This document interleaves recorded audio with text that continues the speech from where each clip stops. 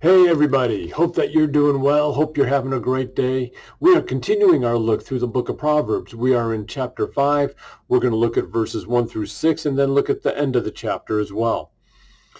Beginning in verse 1, "My son, be a wisdom, incline your ear to my understanding, that you may keep discretion, and your lips may guard knowledge. For the lips of a forbidden woman drip honey, and her speech is smoother than oil. But in the end, she is as bitter as wormwood, sharp as a two-edged sword. Her feet go down to death. Her steps follow the path to Sheol. She does not ponder the path of life.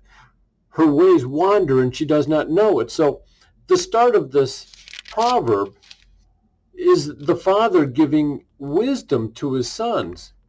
He says, "Be attentive to my wisdom, incline your ear to my understanding, that you may keep discretion, and your lips may guard knowledge." So your lips are going to guard the knowledge, so that when you talk, you are going to share knowledge as well. Now that's contrasted with the woman who is a forbidden woman, really an adulteress, a woman of the night, whatever you want to look at. Because in verse 3 it says, "For the lips of a forbidden woman drip honey, her speech is smoother than oil." Because what her goal is to entice you. Her goal is to get you to say yes to something you know you shouldn't do. It's the temptation that comes upon you, and you give in to it. God tells us in 1 Corinthians 10 that there's no temptation that's come upon you that's not common to all people.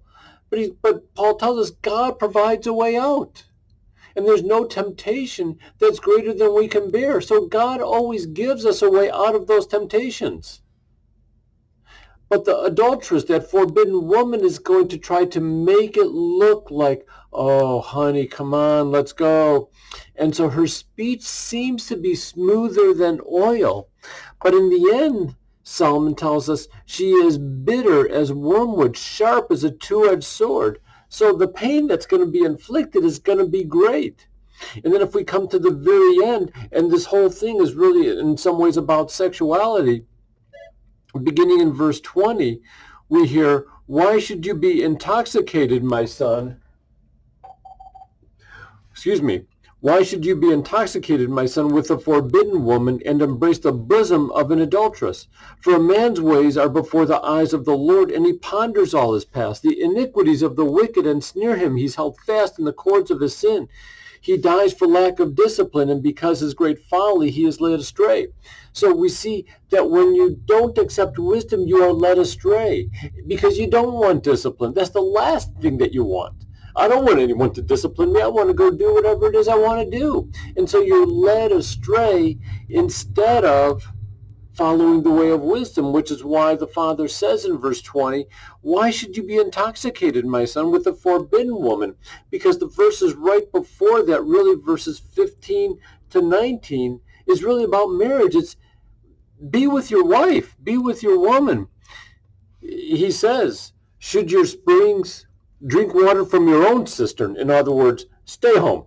Don't go looking around. Don't go playing around. Stay home.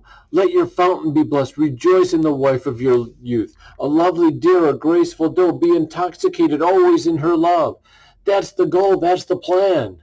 The plan isn't to follow the forbidden woman, the adulteress, the one who's going to intoxicate you into lust and doing something that's wrong and ultimately lead to your destruction. And so the wisdom of the day is to follow the Lord, to follow the path of the Lord, to follow the wisdom that he offers us.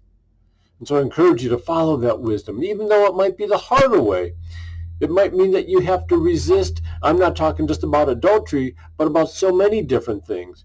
And sometimes you have to resist the temptation for that immediate gratification. But it's better to serve the Lord so that you don't die for lack of discipline because of your folly, because you were led astray. Hold to wisdom. Have a great day, and God bless you.